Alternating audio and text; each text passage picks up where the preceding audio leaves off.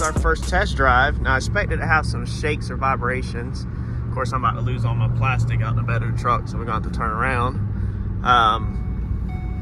But I expect it has some shakes or vibration because there's mud all in the wheels. Let's turn around and let's stop and get this plastic out of this truck before we litter it on the side of the road, and then the cops come and get angry and all that stuff. Y'all know the ordeal.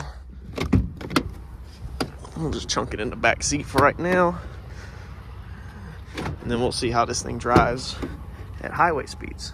To put it in and out of gear right now, we're having to use the overdrive switch. This overrules the shifter. So right underneath your shifter right here in these trucks, you have this little thing right here that pulls out. That overrides the truck not seeing that there's a brake signal. So if your brake switch goes out, you can pull that. Now, I was having it where that wasn't working. I don't know why it started working, but it did. So the only thing I currently have right now an issue with is I still have the brake stuff. So my right rear wheel speed sensor is not seeing any speed. So it could be a wiring issue or something of that nature. Man, she drives good. Let's put some glass in these holes. I don't have no headlights in it. Don't have no brake lights right now, nothing. Fortunately, where we're located at, we have the industrial part right here. So there goes overdrive. And we're at 50 on the dash. The larger tires are probably at 55. Don't really have any shakes, but I still want to rotate these wheels front to back and clean out the insides of all the mud. So it looks like we're just gonna have this freaking brake issue that I cannot figure out to save my life. So it's going to go to my mechanic shop so he can figure out what our issue is. And it's probably gonna be a broken wire, I really feel like. But I hate electrical, so I paid somebody to wire my race car.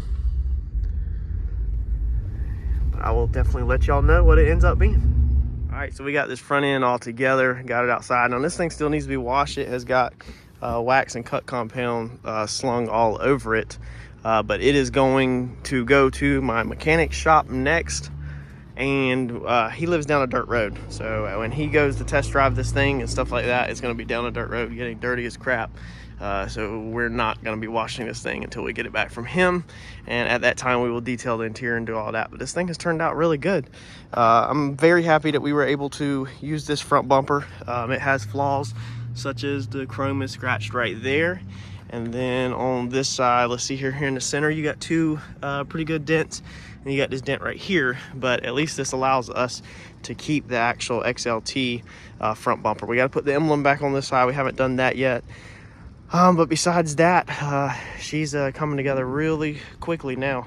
So that's going to be it on this for right now. We're going to ship this thing off to the mechanic and let him figure out the wiring issue.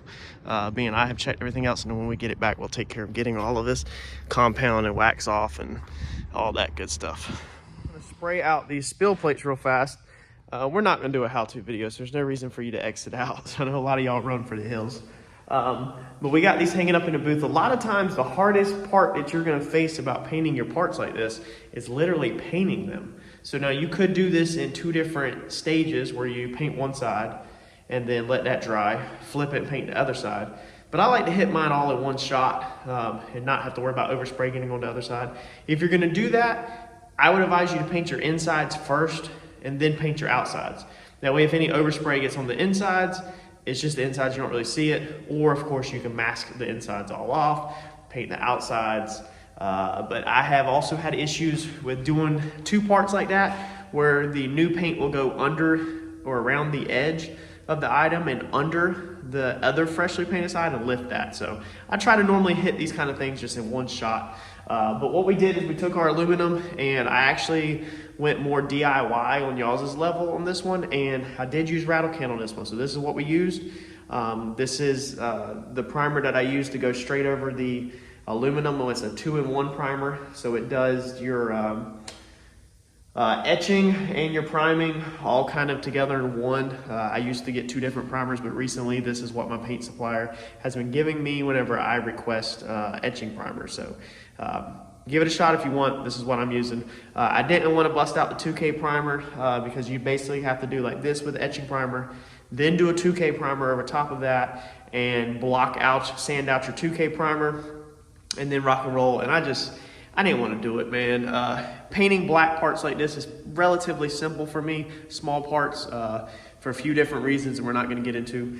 So I just went with the Rattle Can primer. We're just going to roll straight over this with our black paint, get this knocked out, get them to the house. Let's put them on and show y'all how to do it. Again, this is not going to be a DIY on how to paint these things. If you do want to know how to paint these small parts, the very first wing video that I did, I went over how to paint your wing and how to paint aluminum and everything. Let's get these sprayed out and then we'll get them to the house and put them in hopefully like this weekend or sometime. So I was trying to buy another truck, believe it or not. I just want to show y'all real fast. So I was trying to grab this 2012 Ford Superduty F350 yesterday, and I actually won the bid, but I didn't win the bid. It was a on call, so they had to call and get the seller to approve my price. Now, I had looked this thing over, and it's hit pretty hard right here in the driver's door, but everything else looks solid. So I was figuring that the A pillar may have damage. It probably has damage. You know, I was looking at this picture, the windshield's busted, you know, you don't really see much else. The dash, I was looking at the dash right here. It almost looks like this side is up a little higher than this side, meaning it could be squished in, you know. So I'm trying to go through here and look for signs. Now, we cover a lot of this on our salvage videos. This is not gonna be a salvage video. I just wanted to show this real fast. But I show a lot of detail on our other videos. So it's coming under here, and then I was checking underneath the hood for decal, you know, where it took the hit at the A pillar to see if that was buckled. And it don't look too bad. Now I did have this switch, which is Firestone airbags, I'm pretty sure. So the truck has got airbags. It's tuned. That's a position switch. It's got aftermarket exhaust on it. It's hard to tell in this picture if all of the outside is just squished to the pillar or if it's squished to the pillar and pushed the pillar in. So I closed this bid out at $8,600, and they offered to sell it to me for $10,000, which I told them no, that I'm not doing $10,000 on it. So I turned that down and I let it go. Now I got on here this morning, and so when you spin this thing around on a 360, the front end looks decently square. You're looking at the hood gap. I'm not gonna try to go into depth. Like I said, that's not this video. But right here, I mean, it's pretty safe to say that that A-pillar is probably pushed in. Now, of course, we have a frame rack and we can pull stuff out, but I don't like to get into trying to pull out extreme stuff. So I get on here this morning, and they wanted $10,000 for it yesterday, and they turned that down. And then this morning, now you have the chance to buy it now for $9,000. Now, it is a 6.7 diesel with 167,000 miles. So I'm really combing through it this morning because I turned the sale down yesterday, thankfully. I just wanted to share this with y'all, and I'm combing through it really hardcore this morning, doing everything that, you know, I know how to do. When you flip it like this, I'm looking at the rocker down here, and the rocker does appear to be in. From this angle, pretty good amount. So then for some reason, I don't remember checking the inside 360 the other day. So when we go to the inside of the vehicle, we can spin it all around. Now I know the side current airbag's out. We're not gonna go in detail because I don't want to waste y'all's time. I could get really in depth with this about y'all buying salvages. And I do work with people privately. Contact me, my email's in the description. But right here, when you do the 360, there's the telltale sign. So the kick panel underneath the dash is completely pushed this way, meaning that this whole pillar right here is definitely squished in, and it looks like the hardest point of impact is going to be right here. So humongous kink in this pillar. So it's a blessing that I did not win this truck yesterday. I held firm on my price of $8,600. Being I closed at that, I felt like gambling if that truck was hit really hard or not was, you know, not worth more than 86. But then when I did the math, I've showed y'all how to figure out how much you're gonna be out the door and all that if you're following the salvage builds. The numbers were looking within $400 to buy it now. And so I reconsidered it. That's why I dug in. So it actually, for some reason, me hanging on to that yesterday and not actually buying it actually ended up being a really good blessing, you know, that because we would have been stuck with a really hard hit. That would have been a really hard freaking hit to handle. But I figured I'd show that with y'all real fast. We painted the spill plates last night. All right, so we sprayed our spill plates last night. We sprayed this Dodge Caliber bumper. Now, I just want to show you real fast. This Dodge Caliber bumper is a complete piece of crap out of the junkyard. So you can see the spider cracks in it, the chip paint. We just paint right over everything. That's how we do flip cars. So you can see all the chipped paint down in there. We painted over the plastic, rubber. I mean, we just painted over everything. You can see the defects in the paint. I mean, it's absolutely terrible. But, I mean, it's just a junkyard bumper. So there's no runs in that. That one turned out good. I used Omni 270 clear because I was doing my spill plates. So of course my junk bumper turns out, and you already know where this story is going, but here's my spill plates. Look at that. Trying to hit these all in one hit always screws you. Look at the runs in it, man. So had them hanging up, trying to wet them out really good, you know, and of course it runs like freaking crazy. So look at that slug. So we're gonna have to sand these today. I didn't really get ahead. There's more runs right there. Didn't really get myself ahead of the game on anything. All I did was, I guess I've got the base coat down now, but I'm gonna have to run through here, sand these real fast, and then we'll go ahead and toss these in when we paint my my first paint job of today and re-clear these. So I just wanted to show y'all that not everything turns out perfect, but y'all know that I'm very quick on this channel to show my flaws. Look at that one, boy. I really hooked that bad boy up, son. And these are gonna be a pain to sand out. We're probably gonna cut through, probably gonna have to put more base coat, but let's get at it. All right, what are we actually doing? Look at that. That is terrible. That is clumpy paint. Really old clumpy paint. There's another filter in there. So we are taking a bunch of old ALK, ALK 200, and we are mixing it together to make a random color. So it was black and white. Look at the clumps. Goodness gracious. I don't even know how old this stuff is. Don't even ask.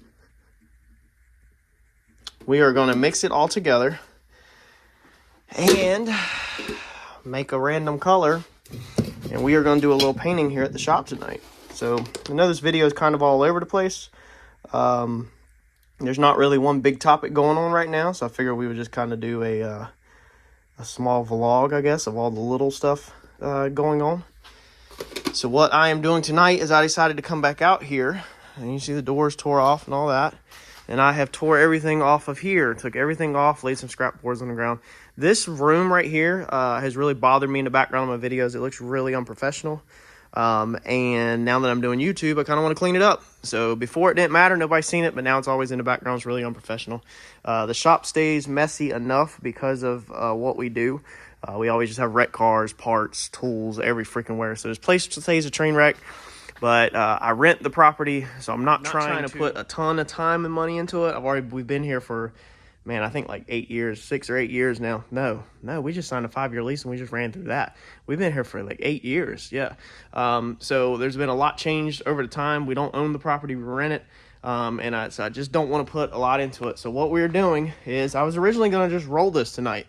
With some roller, but I said, you know, and I have some paint left over, but I said, you know what, I have all this really old ALK paint that's just sitting around. It needs to be trashed or something done with it. I was like, so let's mix it up. Let's see what we got and try to make it work. Now I do have a bunch of paint left over from my trailer. I threw everything in here. This is the trailer color, but I don't want to really use that in case we need to paint something else on the trailer. This is a mix color, a wrong match color that I got for free, 2 gallons of it. I don't know what hardener goes in it, but we're probably just going to put some random hardener in there. Honestly, it don't matter. And then this was also some mix, wrong match. Now, I think these go together. It says activator. Not 100% sure, but I think they go together. So yeah, that's what we're doing tonight, is we are just going to take old paint, single stage, and we are going to throw some random hardeners in it, put it in a paint gun, and shoot it. And see what happens and see what this looks like in the morning. Now the door, think we're also going to shoot that. I don't know if the same color or not, but we'll probably take the door handles out of it, hinges off of it, and we'll probably just blast the whole thing and then take a razor blade and go back and just scrape the glass off instead of taping it up. But let me get this mixed up, and we'll see what this looks like and how this goes on, putting it on straight plywood, actually OSB to be exact. So I know this stuff can be mixed 8-to-1 or 16-to-1, I think. And I think when we did the trailer, we did it 16-to-1 on this ALK. There's not an 8-to-1 column like you're traditionally used to on the mixing boards, but that just means 8 part to 1 part. So we are pretty much at the 900-ish, 900-ish right here on, I don't even know what that measurement is. But we just need 1 part of whatever this measurement is. So I'm going to vote we're at 800. So I think we're going to go to 900 in here some. This paint has splashed up. You can see the bubbles right there. So we're a little above 800. Actually, we'll just probably go ahead to 1,000 if I got it. That way we make sure we have enough hardener in this, and it should kick off. It's just kind of a guessing game. I have done this in the past with old paint, and it has worked. All right, so the ALK, I think it said it was an acrylic enamel, I believe. Just looked online. But I know this is something like poly enamel or something. Not sure. Honestly, not sure at all. All I know is that this is really old hardener. I think I'm going to shake it up a little better, and we're just going to pour it in there and see what happens. Honestly, with stuff like this, I'm pretty sure this stuff would actually dry without even a hardener in it, especially with how the wood is going to soak a lot of this stuff up. But I still want to kind of put a hardener in it of some sorts to hopefully not... walk in the morning and still soaking wet. Now, throwing a heat to this paint, I'm pretty sure it'll just air dry by itself. But we have all this old stuff, so let's just mix stuff together and see what happens. Now, it'd be a little different if we were putting it on metal where it could like fisheye or contaminate or stuff like that. But dude, this is just going over OSB plywood, so I think it's gonna be fine. We're just gonna dump it in there and hope that it rolls and hopes that it dries. All right, so we're gonna go up to the 1,000 mark. And that's it. Hopefully that stuff is compatible and it doesn't do something funky. It smells like chemicals. Smells compatible. There's going to be somebody somewhere watching this video shaking their head saying, dude, you're a freaking idiot. That I am. That I am.